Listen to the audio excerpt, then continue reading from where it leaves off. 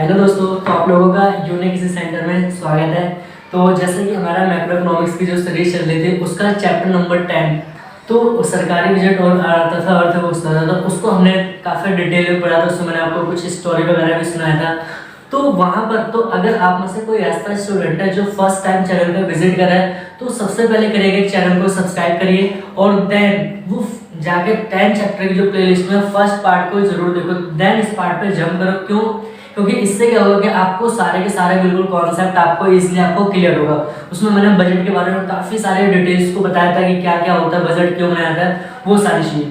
तो आज हम जो फाइनली जो बात करेंगे चैप्टर 10 का, उसका पार्ट 2, उसमें हम देखेंगे कंपोनेंट्स ऑफ बजट, मतलब कंपोनेंट्स ऑफ गवर्नमेंट बजट, मतलब कि जो गवर्नमेंट बजट बनाते हैं उसके क्या क्या कंपोनेंट्स है, ठीक है। ये और इसमें और ये भी वीडियो क्या है, काफी मस्त होने वाली है, जबरदस्त होने वाली है। क्यों? क्योंकि ये टॉपिक मैंने आपको बता दिया कि एक्चुअली होता है कि चैप्टर तो फेवरेट मेरा भी है, तो इसलिए मैं इसको और ज्यादा बेटर ढंग से आप लोगों को समझा पाऊंगा।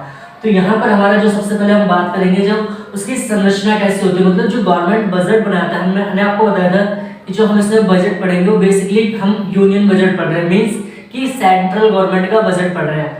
तो उसकी संरचना क्या होती है, उसका स्ट्रक्चर क्या होता है, वो हम देखेंगे। तो बेसिकली जो गवर्नमेंट बजट बनाती है सेंट्रल गवर्नमेंट, उसका स्ट्रक्चर कुछ इस प्रकार से होता है। तो जैसा कि हम यहाँ पर देखेंगे, जो बेसिकली अगर कंपोनेंट्स की बात करें तो कंपोनेंट्स दो होते हैं, क्या क्या, एक बजट प्राप्ति, दूसरा क्या है बजट व्यय, ठीक है। और अब यहाँ पर दूसरा हम देखेंगे इसके जो होते हैं बजट प्राप्ति, इसके दो कंपोनेंट्स होते हैं, क्या क्या, राजस्व प्राप्ति और पूंजीगत प्राप्तियां होती है। और इसके हम बात करें बजट व्यय की, तो यहाँ पर क्या राजस्व व्यय होता है प्लस में पूंजीगत व्यय। तो इसी वीडियो में हम बात करेंगे ज्यादा, अब इसमें ज्यादा वैसे डिटेल में नहीं जाना है। यहाँ पर हम इसके डेफिनेशंस को देखेंगे, इसके डेफिनेशंस को, ये टैक्स को देखेंगे। और जो अगली जो हमारे पार्ट 3 होगा उसमें हम इन दोनों टॉपिक को काफी डिटेल में पढ़ेंगे होता क्या है। तो सबसे पहले हम क्या करेंगे, जो हमारा है बजट प्राप्ति, इसके डेफिनेशन को क्लियर करेंगे। आप लोगों को बजट वर्ड का मतलब पता है क्या होता है बजट, इसको मैंने फर्स्ट पार्ट में काफी डिटेल में एक्सप्लेन किया था। तो यहाँ पे कह रहा है कि बजट प्राप्तियां, ठीक है। अब यहाँ पर हम कह सकते हैं बजट रिसिप्ट, रिसिप्ट को मतलब कहते हैं प्राप्ति। जैसे कि अगर हम कभी ऐसा होता है कि हम कोई बैंक में पैसा वगैरह डिपॉजिट करवाने आते हैं, तो वहां पर हमें क्या कुछ मतलब जो डिपॉजिट करने के बाद क्या होता है कि हमें एक रिसिप्ट दी जाती है।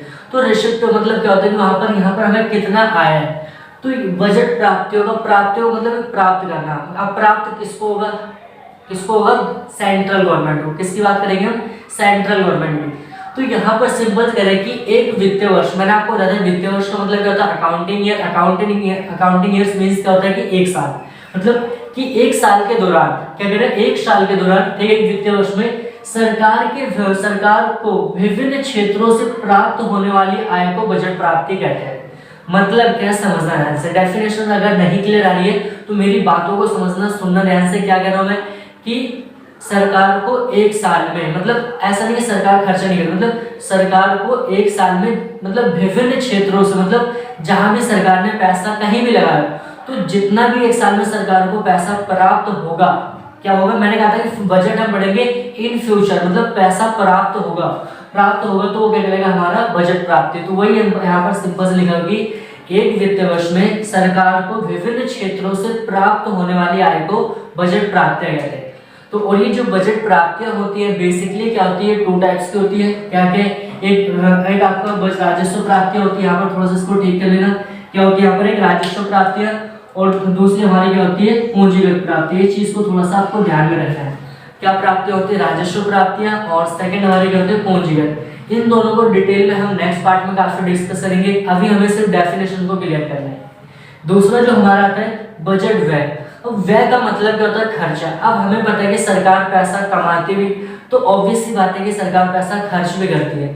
अब आप लोगों के दिमाग में बहुत सारे क्वेश्चन होंगे, सरकार पैसा खर्च कहाँ करती है, किसके लिए करती है। तो सिंपल सी बात है, आप इस थोड़ा सा खुद भी उसको इमेजिन करो, आप उसको सोचो कि आप लोग जिस स्कूल में पढ़ते हो, अगर आप प्राइवेट स्कूल में पढ़ रहे हो, गवर्नमेंट स्कूल में पढ़ रहे हो, या फिर आप मानते हैं हॉस्पिटल वगैरह में जाते हो, तो वो हॉस्पिटल किसका होता है, वो बेसिकली गवर्नमेंट का बनाता है।